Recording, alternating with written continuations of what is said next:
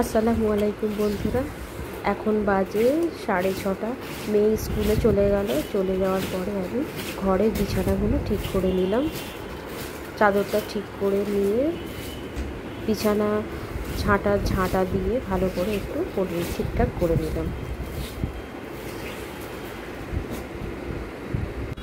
করার পরে ব্রাশ করে খেলাম স্লিম টি বাড়িতে তৈরি করা।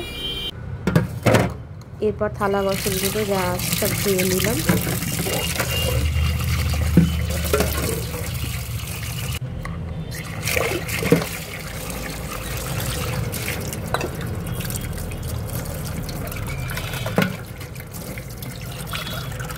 ধুয়ে গ্যাসটাকে পরিষ্কার করে মুছে নিলাম।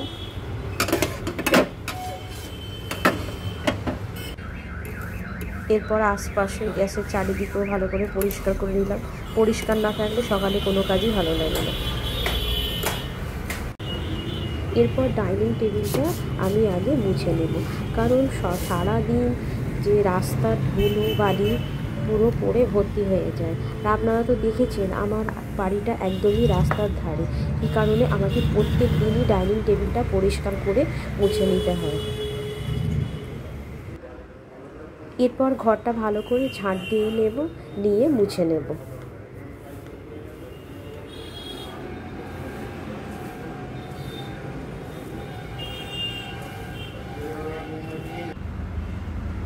সকালের ব্রেকফাস্ট তৈরি করব। আলু কেটে নিয়েছি, এদিকে আটা নিয়েছি।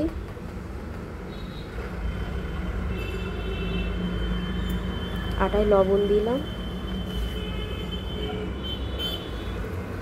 জল দিয়ে আটাটা ভালো করে মেখে নেব।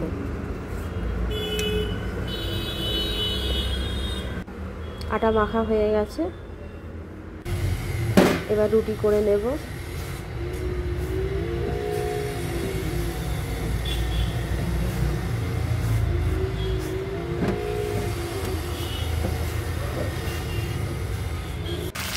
আর একদিকে কড়াইতে আলু ভাজা বসিয়ে দিয়েছিলাম, এটাও হয়ে এসছে। রুটি আর আলু ভাজা আমার হয়ে গেছে।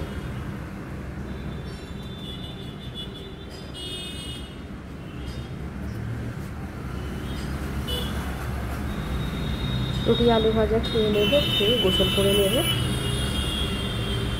তারপর মেয়ে আসবে, মেয়ে আসলে মেয়েকেও খাইয়ে দেব।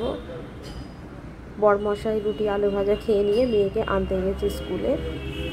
10টা 10-এ ছুটি হবে।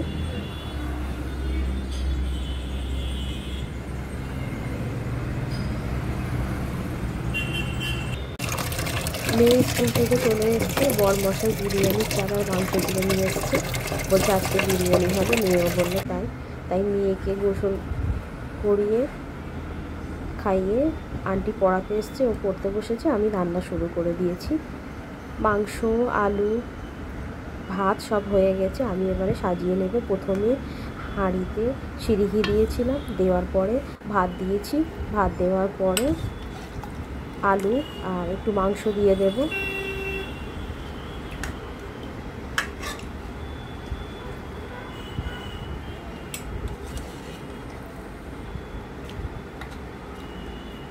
মাংস আর আলুতে বিরিয়ানির মশলা ভালোই দিয়েছিলাম।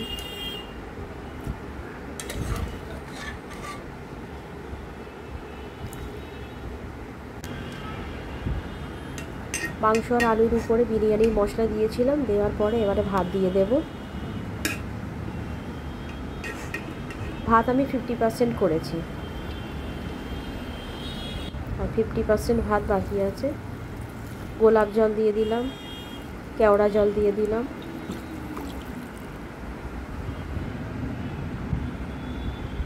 বিরিয়ানি ফ্লেভার দিয়ে দিলাম,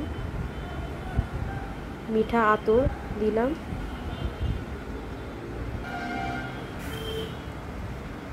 মাংস আর আলুর ঝোল আমি রেখে দিয়েছিলাম, সেই ঝোলটা দিয়ে দিলাম।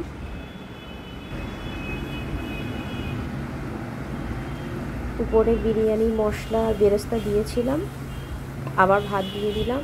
দেওয়ার পরে দুধ আর কেশর ভিজানো জলটা দিয়ে দিলাম। ওপর থেকে সিরিহি দিয়ে দিলাম।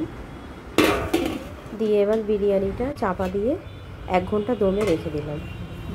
দম দেওয়ার পরে দেখুন কত সুন্দর দম হয়েছে বিরিয়ানিটা। বিরিয়ানি আমার তৈরি হয়ে গেছে।